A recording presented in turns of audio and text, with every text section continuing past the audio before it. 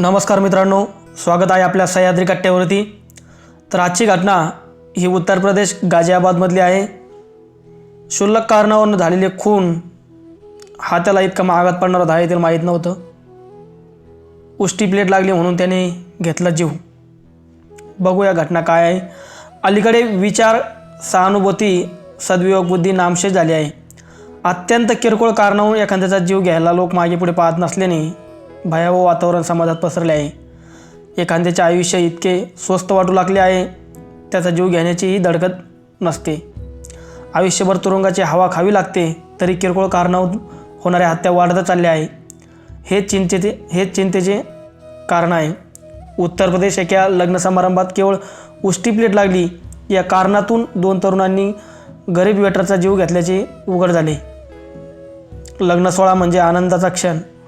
सहजिकच लग्नाला येणारेही नटून थटून येत असतात, तर त्यांच्या पाहुणचारासाठी वाजंत्री, आचारी, वेटर ही सगळी मंडळी राबत असतात। जेवणावळीचा आनंद लुटून नातेवाईक तृप्त होतात, तेव्हा यजमानाचेही समाधान होते। पण अलीकडे जेवणावरून हाणामाऱ्या होण्याचे प्रमाण वाढले आहे। अलीकडेच रसगुल्ले मिळाले नाही तर या कारणातून दोन्ही पक्ष एकमेकाला भिडल्याची घटना घडली होती। आता त्यापेक्षा एक भयानक घटना घडली।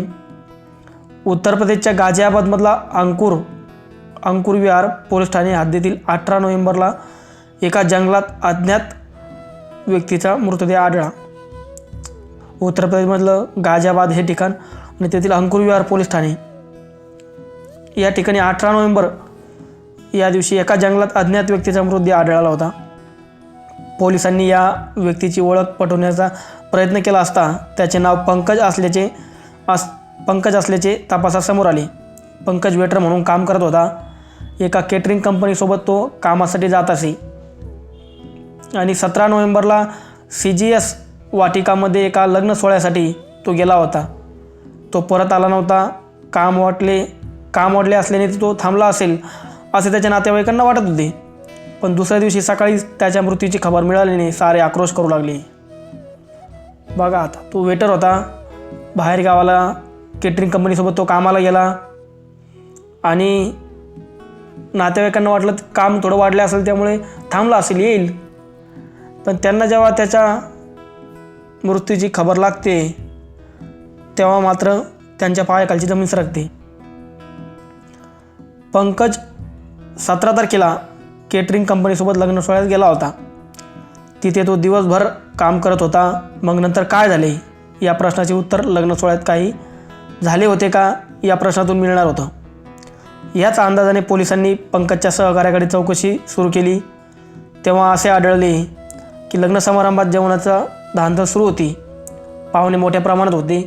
त्या गर्दीत एकमेकाला धक्के लागत होते। त्यातच वेटर जेवण पुरवत होता। या दरम्यान पंकजच्या हातातील रिकामी प्लेटचा एका तरुणाच्या कपड्यांना स्पर्श झाला। ती प्लेट उष्टी होती, त्याला खरकटे लागले होते। त्याचे डाग त्या तरुणाच्या कपड्यावर पडले। त्याचा त्या तरुणाला प्रचंड राग आला। तो आणि त्याचा मित्र दोघे पंकजला शिवीगाळ करू लागले। पंकजने त्यांची माफी मागितली, पण ते तरुण खूपच चिडले होते। त्यांनी त्या कार्यक्रमातच पंकजला बेदम मारहाण केली। तेव्हा इतर पाहुणे आणि पंकजच्या सहकाऱ्यांनी त्याची कशीबशी सुटका करण्याचा प्रयत्न केला, पण ते तरुण ऐकण्याच्या मनस्थितीत नव्हते। त्यांनी त्याला जब्बर मारहाण केली। त्याच्या डोक्यात धारदार वस्तूने घावही घातले। या मारहाणीने तो निश्चित पडला होता। त्यानंतर त्याला दवाखान्यात नेण्याच्या बहाण्याने त्या तरुणांनी पंकजला कारमध्ये घेतले आणि तेथून ते पसार झाले होते। बघा घटना, आता किती खतरनाक घटना, क्षुल्लक कारणावरून झालेली घटना। त्याला घेऊन ते पसार झाले। पुढे पंकजबद्दल काही माहिती मिळाली नाही, म्हणून मग सगळे बघू लागले इकडे तिकडे। त्याचा मृतदेह सापडला डायरेक्ट। त्या 2 तरुणांनी त्याचा जीव घेतला होता असं त्यांना एक वाटत होतं। जणू शिक्कामोर्तब झाले। मग मात्र पोलिसांनी तातडीने हालचाली सुरू केल्या। संशयित तरुणांना ताब्यात घेतले। त्या दोघांनाही ताब्यात घेतले आणि खुनाची कबुली त्यांच्याकडून करून घेतली। त्यांच्या मारहाणीत पंकजचा जीव गेला होता। तेव्हा मृतदेहाची विल्हेवाट लावण्यासाठी त्या दोघांची त्याला कारमध्ये घेतले आणि जंगलात नेऊन टाकले होते। या गुन्ह्यात त्या दोघांना मदत करणाऱ्या तिसऱ्या तरुणासही पोलिसांनी अटक केली. हे दोघं हे जे प्रकरण करत होते तर यांना मदत करणारा एक तिसरा पण होता आणि त्याचाही पत्ता पोलिसांना लागला आणि मग त्यालाही पोलिसांनी अटक केली. आता तिघेही तुरुंगात अटक आहेत आणि या घटनेचा अधिक तपास पोलीस निरीक्षक करत आहेत. क्षुल्लक कारणावरून झालेला थोडासा वाद, अचानक घडलेली घटना आणि त्यामधनं झालेला हा खून त्या तिघांनाही आता तुरुंगात नेऊन टाकला. शेवटी झाला तर खूनच ना. आता खूप मोठी सजा होऊन त्यांचं आयुष्य बर्बाद झालेलं आहे आणि बिचाऱ्या पंकजचा काही दोष नसताना क्षुल्लक कारणावरून त्याचा मृत्यू झालेला आहे. अशी जी घटना आहे ते संपत्ती पुढील तपास पोलीस निरीक्षक करत आहेत. तर तुम्हाला काय वाटतं आहे कथेबद्दल तुम्ही नक्कीच कमेंटमध्ये कळवा आणि धन्यवाद. भेटूया आपण पुढच्या व्हिडिओमध्ये आणि चॅनलला सबस्क्राईब करायला विसरू नका. लाईक करा, शेअर करा. धन्यवाद मित्रांनो.